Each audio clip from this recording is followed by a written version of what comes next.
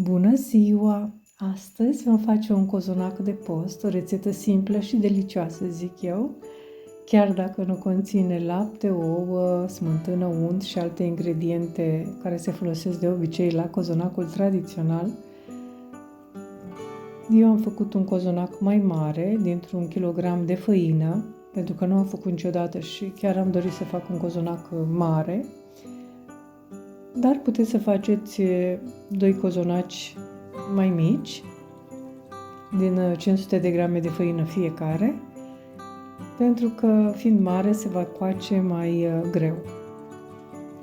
Ingredientele pentru această rețetă le veți găsi ca de obicei în descriere și le voi aminti și în acest video. Pentru început voi face maiaua. Într-un bol am adăugat aproximativ 100 de ml de apă minerală carbogazoasă care trebuie să fie călduță. Am adăugat o lingură de zahăr brun, dar puteți folosi un alt îndulcitor la alegere și 2 pliculețe de drojdie uscată, adică 14 grame. Am adăugat și 2 linguri de făină albă de grâu. Am amestecat foarte bine și am lăsat, apoi am acoperit și am lăsat maiaua deoparte la crescut pentru 15-20 de minute. În acest timp am cernut făina, 1 kg de făină, folosiți făină tip 650 sau pentru cozonac. Am adăugat o linguriță de sare rasă și o linguriță de turmeric pentru culoare.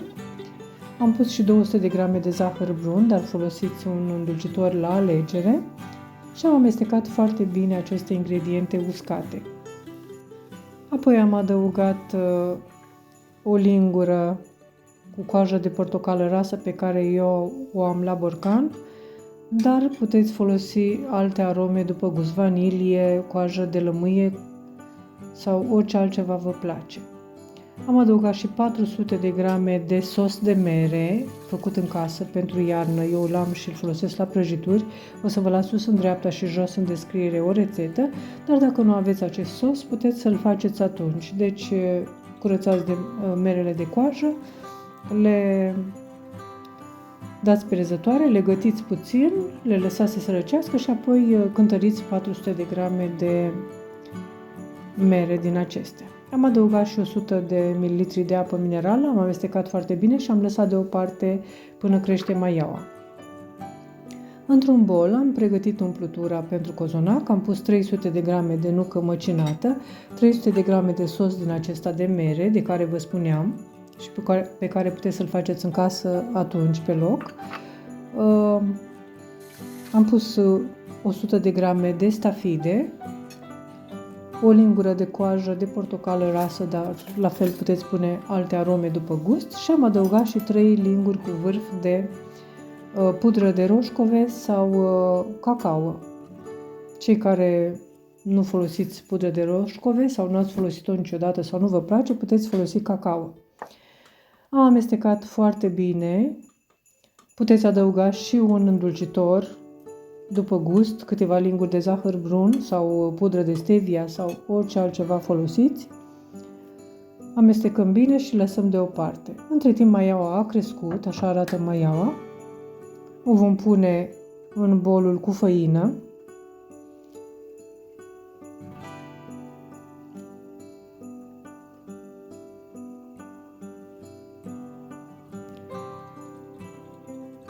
Și apoi vom începe să frământăm acest aluat până vom încorpora făina. Deci vom frământa doar până vom încorpora toată făina. Eu am mai adăugat și puțină apă, aproximativ 50 de ml de apă minerală carbogazoasă, pentru că era cam uscat aluatul, mi s-a părut uscat. Acum depinde de făină. Puteți să mai adăugați puțină apă sau puteți să mai adăugați puțină făină dacă vi se pare aluatul prea moale, pentru că depinde de făina pe care o folosiți. Și apoi după ce am încorporat făina, am început să adaug uleiul. Am adăugat treptat, am folosit 200 de ml de ulei de cocos pe care l-am topit, dar puteți folosi un unt vegetal, puteți folosi un alt ulei vegetal.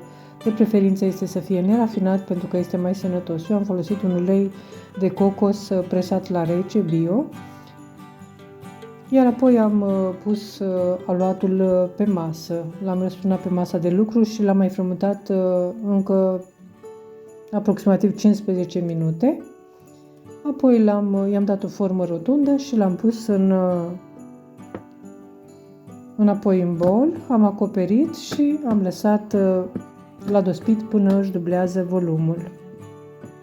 Lăsați într-un loc cald sau puteți să puneți chiar în cuptor, nu aprindeți cuptorul, doar aprindeți becul de la cuptor și lăsați în cuptor și el va crește mai repede, fără să dați drumul la căldură. Aluatul a crescut, se vede că și-a dublat volumul încă mai mult. Am uns masa de lucru cu puțin ulei și am răsturnat pe masa de lucru aluatul.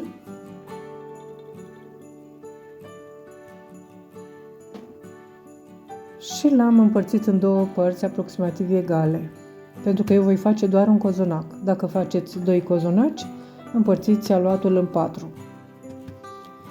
Eu mi-am dorit foarte mult să fac un cozonac mare și am împărțit aluatul doar în 2 părți egale. Am întins foarte bine această bucată de aluat. Am întins-o foarte bine pentru că vreau ca acea umplutură să fie într-un strat subțire, ca aluatul să poată să crească mai ușor. Fiind foarte mare, să poată să crească și să poată să se coacă bine. Am pus și 2 linguri de griș, am presărat peste foaie.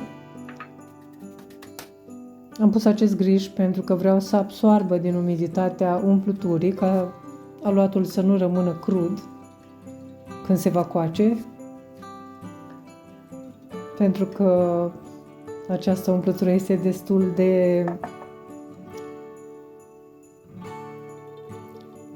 destul de moale, se vede că nu este foarte uscată. Am întins foarte bine această umplutură.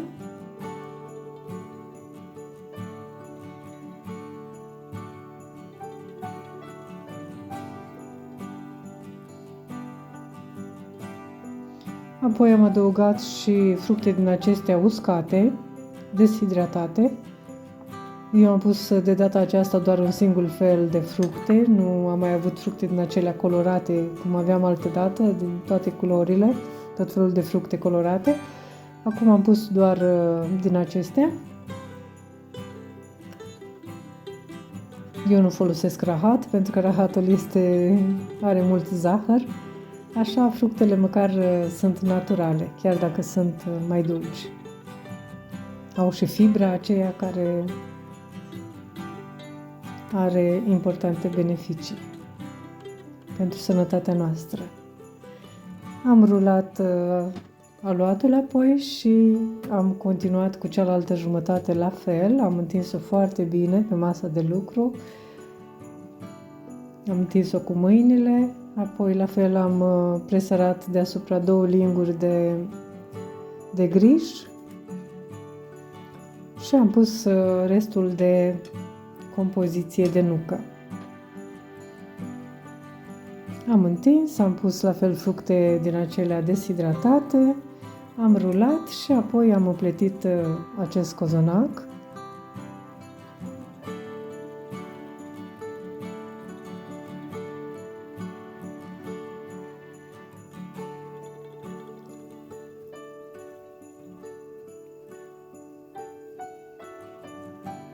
Și apoi l-am pus într-o tavă mai mare, care este pentru 1 kg de făină. O tavă pe care am pregătit-o cu hârtie de copt. L-am pus în tavă și așa arată cozonacul. L-am pus în cuptor la fel doar cu becul aprins, deci fără să dau drumul la cuptor, l-am pus cu becul aprins în cuptor și l-am lăsat acolo până și-a dublat volumul. Când cozonacul și-a dublat volumul, l-am scos din cuptor, l-am uns cu puțin lapte vegetal și apoi l-am introdus din nou în cuptor. Nu am mai preîncălzit cuptorul, deci am pus cozonacul în cuptor și apoi am dat drumul la cuptor la 160 de grade Celsius. Am lăsat cozonacul în cuptor pentru 2 ore, dar după 35 de minute sau 40 de minute am pus deasupra o hârtie de copt ca să nu se ardă foarte mult deasupra, deși în 2 ore el s-a făcut așa cum se vede. L-am lăsat să se răcească. Când l-am scos din cuptor, la fel l-am uns deci l-am lăsat la 160 de grade pentru 2 ore. L-am uns cu lapte, l-am lăsat să se răcească, apoi acoperit cu un prosop curat și apoi l-am uns cu un sirop. Când s-a răcit, l-am uns cu un sirop și l-am pudrat cu zahăr brun pe care l-am măcinat. Apoi am tăiat acest cozonac, așa arată în interior. Asta este a doua zi, când s-a răcit complet. Deci, când l-am rupt aici era deja a doua zi, nu era atunci când l-am făcut.